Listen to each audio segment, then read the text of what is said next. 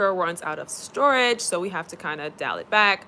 But I wanted to come on really quick, and I just wanted to continue to expound upon my the conversations we were having about the fallacies of socialism, right? Modern socialist movements, modern movements under the guise of like equality, and what's underneath some of the critique of eat the rich, right?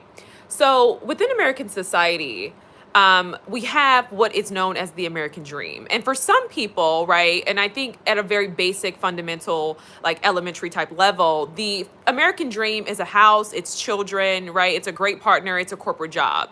But at its overall foundation, right, the American dream is essentially you can come to this country, you can live within this country, be a citizen of this country, and you can become, right, you can become anything that you want to become, right? So you can be whoever you want to be, and you can make as much money as you want in this country, right? That's one of the things that people really love about America, and that's what's so appealing about our country, right? Despite its, very grotesque history, right? Despite the bribery, right? Despite its, its I don't want to say criminality, but like despite all of the illegitimacies and the destructions of our nation, like we're a very powerful country, right? So that's what's so appealing to immigrants and to other people within other countries who may have a more I don't want to say military type of, we're not going to go there. But that's what's really appealing about American society, right? You have this opportunity, right? That is the American dream. And that's to become anything that you want to become, right? And it's also very evident when you look at certain opportunities we have, like bankruptcy, right? We have bankruptcy because, you can go out in the world and you can acquire all these loans and you can start this big business. And if it doesn't work out, you have the ability to discharge certain loans and debts with bankruptcy to start over. And the reason for that and its overall premise within bankruptcy was so people can take a chance on the American dream, right? Again, it's America, it's endless opportunities, right? And so with that, when you hear these arguments about, entrepreneurs and content creators shouldn't make as much money as they do, and it's not fair that the entrepreneur makes more than a doctor, well, within the healthcare system, right? Within every institution within American society, there's budgets, right? Everybody has to get paid, from the person at the top to the people at the bottom to the families who started the organization, right? Like, there's budgets, and so there's structure within that. It's no different than when you go on a job, right? Your entry level junior role is not going to make as much as the senior leader who's been there for 15 years, right? Like, that's just not how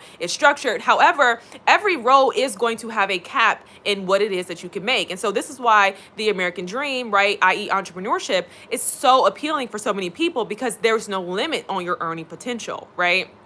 And so because of that, right, and with that, you have a lot of people today who are really upset that people are really, some people have, and really, I think persons of color, right, a lot of people who have been, disenfranchised, who've been, marginalized, who've been locked out of certain opportunities to, to build in a more traditional sense, right, within our society, right, college, family, good job or whatever, they have actually tapped into, this great economic opportunity right here within tech, and they're able to generate income for themselves and for their families, and they're able to actually have a little bit of this like American dream, right? They have entrepreneurship, they're successful, it's working for them.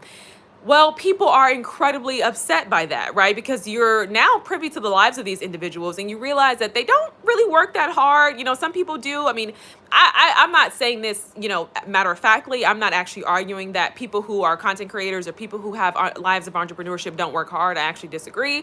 But you realize that no, not necessarily, right? They're not working as hard as the workers right now, right? As the season is changing, right? For Christmas time, they're not working as hard as the Amazon warehouse workers, but the hard work looks different. And so that's also one of the things and one of the rewards about, entrepreneurship and this idea of like starting from the bottom and building yourself up within American society, is that it actually does get easier with time. You know what I mean? It does get easier. And that's why you start to hear things like work smarter, not harder, right? You get more access. You're maybe able to employ more people, so it looks different as, you continue to go on. But that's one of the things that we love about America, right? It's fair in the sense that what you put in is what you get out, right? And so within the lives of many African Americans, and this is something that is, incredibly prevalent, and is what we encourage, is this really discouraging idea of like, well, this really discouraging attitude of low expectations, right? We say you don't need to go to college, you should go to trade school, right? You should go to vocational school, you should try to do this or you should try to do that. You should start a business, although you have no capital and you have no access to capital, not necessarily because of discriminatory lending, right? But because you don't have any credit, you don't have any experience, you don't have any backing, right? Like you don't have anything that would make someone give you this amount of money, right? You don't necessarily have business acumen, right? You don't have a business plan. You don't know how to structure your business for lenders, for you investors and things like that. And so you're really starting out at zero. And in all of our critique about equality, right? And this is why we do the work of activism, at least for myself as someone who loves teaching, right? It is important to understand the history, because as African American people, you can realize that we don't have, right, the white bonus, right? We don't have that. We don't, we're not typically coming from much for many people, right? So it's important to know that, and it's important to know why that is. But at the same time, we all got to get on the road, right? And so I say all this to say, right? We have these low expectations, and then we get upset when we don't necessarily get the earning potential, and we want to argue this under the guise of inequality, or we may, really confuse the language of activism and advocacy, and we say, well, this is what our ancestors fought for, and it's like, well, no, right? This is not necessarily what they fought for. We're living in what it is that they were fighting for. However, we've kind of developed this sense of entitlement, and we find ourselves in these situations where we're internally dissatisfied because maybe we aren't living up to our earning potential, right? Or maybe we've come into the knowledge of how to actually go about acquiring a business loan or building whatever it is in our later years. And, within our society, everything is about the youth, right? It's like you get it when it's hot, do it when you're 20, do it when you're 30. And so you have a bunch of people who are really struggling with internal frustration. They're feeling entitled, right? You're in your 40s, you want a house, you feel like you should be making a certain amount of money, and you look at the system and the job that you're working, right? Or the field that you're in, and you're like, wow, this is not fair.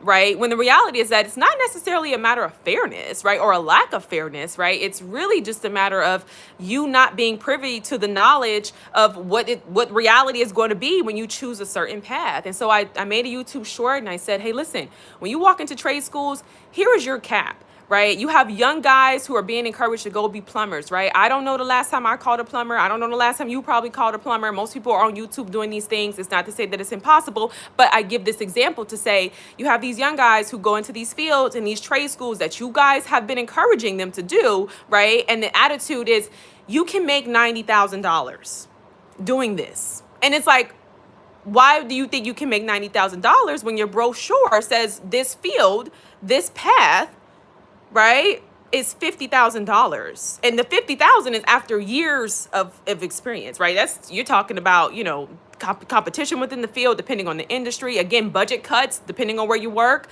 right? Not necessarily budget cuts, but just budgets of an employer salary.